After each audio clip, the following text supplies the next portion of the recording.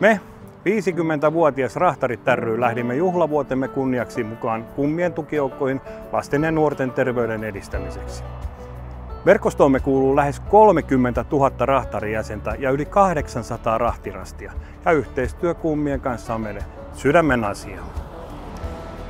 Tukemme kohteena on kummien kautta lasten ja nuorten mielenterveyden hoitomenetelmien levittäminen eri puolilla Suomea.